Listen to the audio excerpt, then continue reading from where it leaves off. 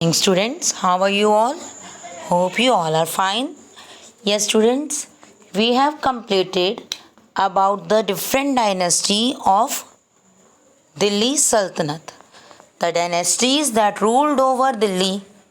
Okay, so let's discuss about the governance during the Sultanate period. Means how they govern Delhi. Delhi पर उनका rule था तो उनकी policies क्या थी, वो किस तरह से वर्क करते थे, उनके मिनिस्टर्स कौन कौन थे और वो क्या वर्क करते थे, ऑल दीज. ठीक है. And their social condition, their economical condition. So let's start with the administration. Clear. Administration में क्या है, मैंने आपको बहुत बार बताया है, it is like the rule कि शासन कैसा था. The Sultan dominated the central government as he was the head of the state. सुल्तान जो था वो हेड था because he was the king and he was the head of the state. Okay. और dominate मतलब सारी जो गवर्नमेंट थी, सभी जो डिपार्टमेंट्स थे वो किसके अंडर थे, किसके कंट्रोल में थे. They were in the control of sultan. Okay. वो सब सुल्तान के control. And he also acted as the chief executive and highest court of appeal. Chief executive means जो मेन वर्क करता है, जो जितनी भी पॉलिसीज़ बनाई जाती हैं उनको इम्प्लीमेंट करवाता है. मीन्स वो सारी वर्किंग को चेक करता है कि whether the working is in proper manner और नॉट. That is executive. जो ये चेक करे कि सारा काम सभी लोग ठीक ढंग से कर रहे हैं या नहीं कर रहे. And highest court of appeal means अगर आपको कहीं से कोई भी प्रॉपर जस्टिस नहीं मिल रहा है, then you can appeal to the king. आप डायरेक्ट किंग के पास अपील कर सकते हैं. और किंग का डिसीजन लास्ट डिसीजन है क्योंकि वो हेड है, वो सबसे हाईएस्ट पोस्ट पर है. ओके. तो he acted as the chief executive and he was the highest court of appeal. कि सबसे बड़ा कोर्ट, जैसे हमारे आजकल सुप्रीम कोर्ट है जो that is the highest court. Okay. Supreme जो सबसे बड़ा कोर्ट है हमारा वो सुप्रीम कोर्ट है. And it's decision must be followed by everyone. तो इसके जितने भी डिसीजन है वो सभी फॉलो करते हैं. ओके. तो सेम जो उस टाइम पर किंग था वो हाईएस्ट कोर्ट ऑफ अपील था कि जो डिसीज़न किंग ने ले लिया वो डिसीज़न लास्ट डिसीज़न है और उसके बाद उसे फॉलो करना ज़रूरी है. ठीक है. He appointed many ministers to run the administration. अब just imagine we alone has to do all the work. हर चीज़ हमें करनी है, घर का काम, मार्केट का वर्क और पढ़ाई भी, बिजनेस भी, सब कुछ. All the things we have do ourselves. Is it possible? No. कोई ना कोई वर्क इफेक्ट होगा, कुछ ना कुछ गलत हो जाएगा, इतने सारे वर्क का लोड अगर हमारे ऊपर आ जाएगा. तो सेम जो किंग था, it take advice and it appoint many other ministers to help him. ठीक है. अलग अलग डिपार्टमेंट्स उनको दे दिए जाते थे और वो मिनिस्टर्स किंग की हेल्प करते थे वर्क करने में. And here is, do you know, जिसमें उनके नेम बताए हैं. फर्स्ट, दीवाने वज़रत. दीवाने वज़रत मीन्स वज़ीर. ओके. वज़ीर कहा जा सकता है इसको, हम वज़ीर बोल सकते हैं. वो सभी फाइनेंशियल थिंग्स पर यानी कि मनी पर कंट्रोल करता था और मेन इम्पॉर्टेंट डिसीजंस भी कौन लेता था, वज़ीर ही लेता था. ठीक है. एडमिनिस्ट्रेशन पर भी उसका कंट्रोल था. He was like the prime minister of today's world. आजकल जिसको हम प्राइम मिनिस्टर बोलते हैं उसके पास सभी पावर्स हैं. तो सेम एट दैट टाइम जो वज़ीर था उसके पास भी सारी पावर्स थी. दीवाने अर्ज means the head of military administration. Military का हेड. ठीक है. तो मिलिट्री के हेड को क्या कहा जाता था, दीवाने अर्ज. वो मिलिट्री की सारी वर्किंग को चेक करता था कि military must be discipline, must be full equipped और प्रॉपरली ट्रेंड, ये सब चीज़ें मिलिट्री में होनी चाहिए। And it is checked by दीवाने अर्ज। ठीक है, तो दीवाने अर्ज था मिलिट्री एडमिनिस्ट्रेशन का head. Diwane Insha in charge of entire correspondence, जितनी भी दूसरे एरियाज से, दूसरे स्टेट्स के रूलर्स के डिस्कशन होती थी, कोई भी अपना मैसेंजर ये दूसरे एरिया में भेजते थे, तो वो सब किसके अंडर था? दीवाने इंशा के under. Chief Barid, Barids were the spies. Spies means जासूस। ये किंग के जासूस होते थे जो इधर उधर से बातें, जो जितने भी इम्पॉर्टेंट और बहुत क्या कहेंगे उसको, कॉन्फिडेंशियल, ठीक है, यानी कि जो छुपी हुई बातें पता करनी इनका काम होता था। Okay, these were the years and eyes of the sultan. ठीक। काजी उल क़्वाज़त, हेड ऑफ जुडिशरी। काजी जो जैसे हम जज कह देते हैं जैसे, तो काजी उल क़्वाज़त मीन्स जुडिशरी का हेड। एंड उसकी पोस्ट थी जैसे हमारे सुप्रीम कोर्ट की में चीफ जस्टिस की पोस्ट है ना, सेम एज चीफ जस्टिस की पोस्ट की तरह ही, यानी कि सुप्रीम कोर्ट का हेड जज, सबसे बड़ा जज, वो चीफ जस्टिस होता है। तो सेम जो काजी उल क़्वाज़त है उसकी भी सेम पोजीशन थी। Okay, and the last is Wakiledar. His work to satisfy sultan and his family, take care of them, कि उनको लुक आफ्टर करना, उनका ध्यान रखना सुल्तान का और उसकी फैमिली का। ये किसका वर्क था? वकीलेदार का। He also looked after karkhanas where products और goods required by the family and maintained proper records. उन कारखानों का, उन एरियाज़ का, उन इंडस्ट्रीज़ का भी वो ध्यान रखता था जहाँ से किंग के लिए सामान बनकर आता था।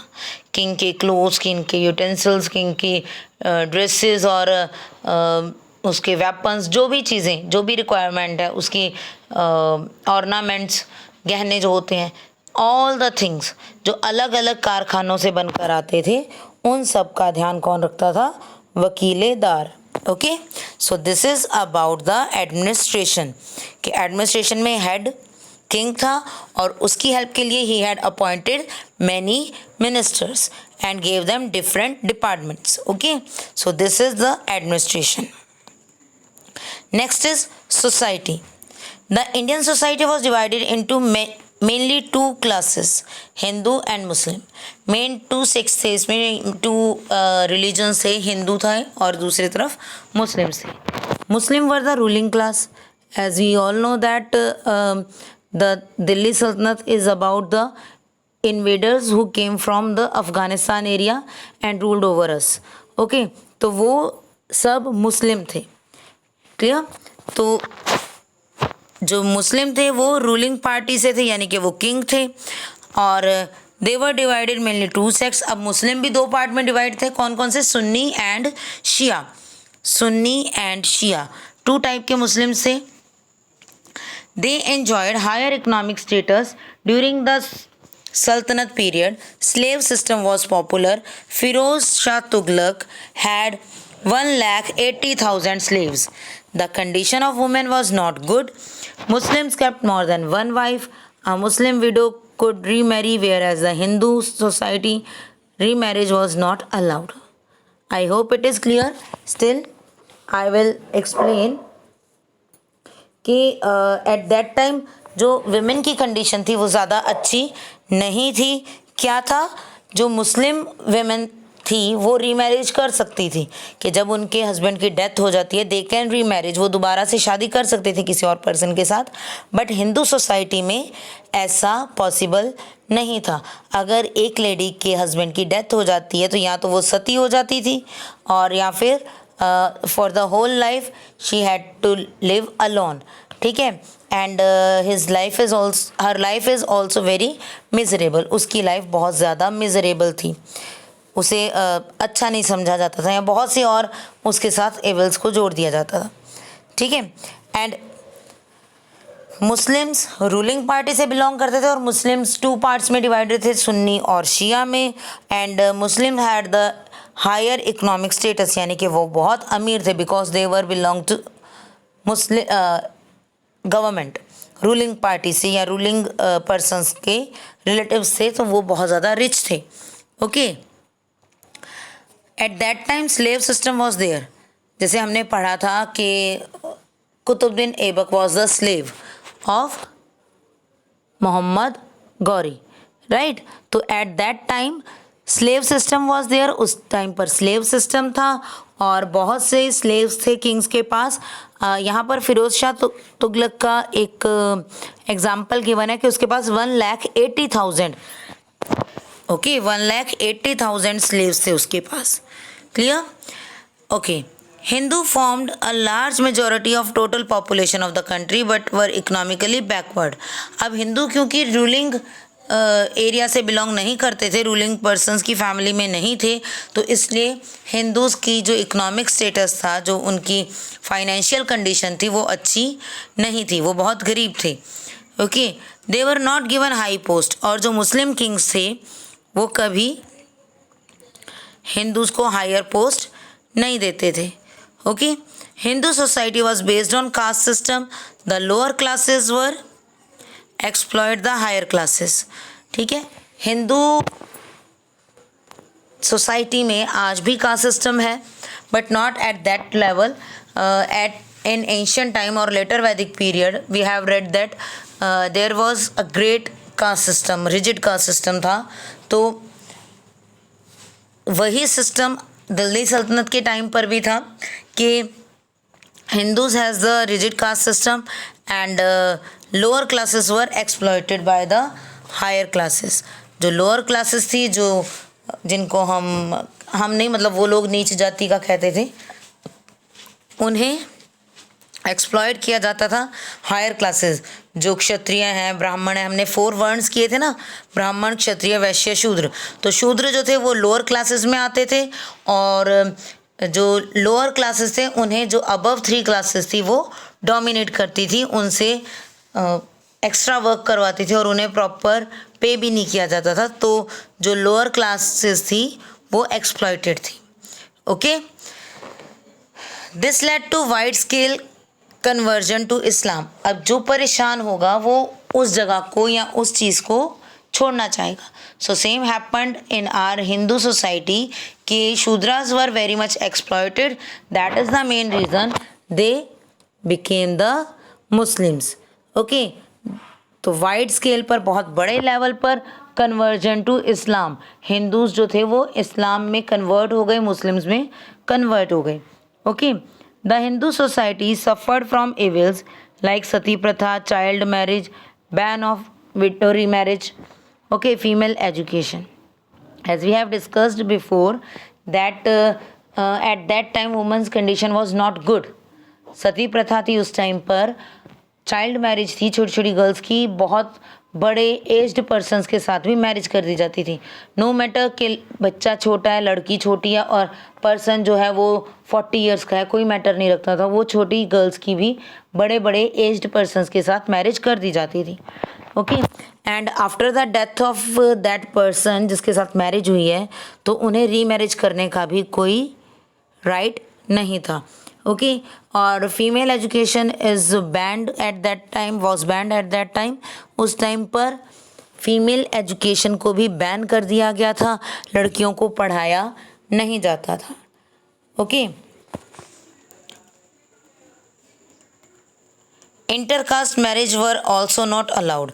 इंटरकास्ट मैरिज भी अलाउड नहीं थी, यानी कि आप अपनी कास्ट की बजाय दूसरी कास्ट के पर्सन से मैरिज कर लो, ऐसा भी अलाउड नहीं था. ओके, आई होप आपको सोसाइटी समझ आई होगी. सेम एज बिफोर, पहले भी हमने इसी तरह की थी, बस इसमें डिफरेंस क्या है कि in this there were the Muslims. ठीक है, मुस्लिम्स केम टू इंडिया, तो हम उसको भी इसमें रीड कर रहे हैं. हमने क्या रीड किया, लेट्स रिकॉल कि मुस्लिम्स से इंडिया में आ गए and they have the highest position in government and they were rich and they divided into 2 parts, Sunni and Shia. ठीक है, वो 2 पार्ट्स में डिवाइडेड थे, सुन्नी और शिया में, और हायर इकोनॉमिकल लेवल था उनका. And at that time there were slave system. और फिरोज शाह तुगलक के पास 1,80,000 slaves थे. Okay, condition of women was not good.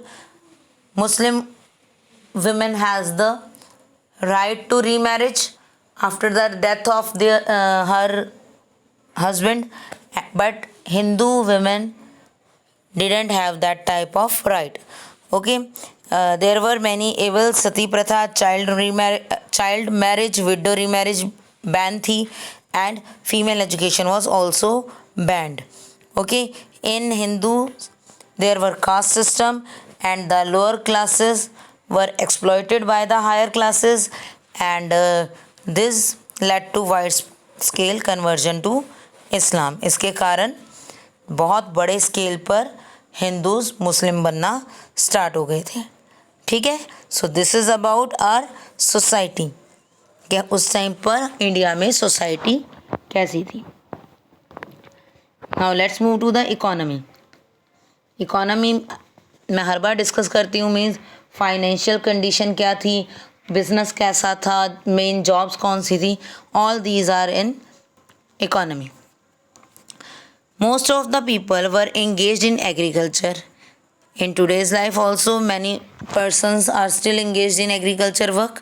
तो उस टाइम पर भी मेन जो ऑक्यूपेशन था that is agriculture, and they were dependent on rain. जो फार्मर्स हैं उनके पास मॉडर्न इक्विपमेंट्स नहीं थे, इरिगेशन फैसिलिटीज़ नहीं थी. They had to depend on rain. Canals and wells were also used for irrigation, but main source of irrigation क्या था, rainfall. Okay, Firoz Shah constructed many canals that proved helpful for the agriculture, but the farmers led a life of poverty and misery. Firoz Shah Tughlaq ने बहुत से canals बनवाए, but उसके बाद भी farmers की लाइफ जो थी वो पॉवर्टी और मिजरी से फिल्ड थी. Okay, main industries were spinning, weaving, sugar industry, handicraft, pottery, jewellery etcetera. Main थी स्पिनिंग. स्पिनिंग क्या होता है, धागा बनाना. ठीक है, वीविंग, क्लोथ को वीव करते हैं. शुगर प्रोडक्शन, चीनी बनाना. हैंडीक्राफ्ट, हाथ की चीज़ें बनाना. पोट्री, मिट्टी के बर्तन. एंड ज्वेलरी, जो ज्वेलरी हमें पता ही है. All these are the other main industries. Agriculture के अलावा भी ये सब वर्क किए जाते थे. Some of sultans patronize art and craft. कुछ सुल्तान ने आर्ट और क्राफ्ट को पैट्रोनाइज किया हुआ था, यानी कि उन पर स्पेशल इम्पोर्टेंस दी जाती थी, उन्हें स्पेशल प्रोविजंस दी जाती थी आर्ट एंड क्राफ्ट को. दे हैड देयर ऑन कारखाना where all the luxury goods were manufactured for the royal family. जहाँ पर रॉयल फैमिली के लिए चीज़ें तैयार की जाती थी. इंटरनल एंड एक्सटर्नल ट्रेड भी बहुत अच्छा था, and carried on both by sea and land ways. Sea और लैंड रूट से ये इंटरनेशनल और नेशनल ट्रेड किया जाता था.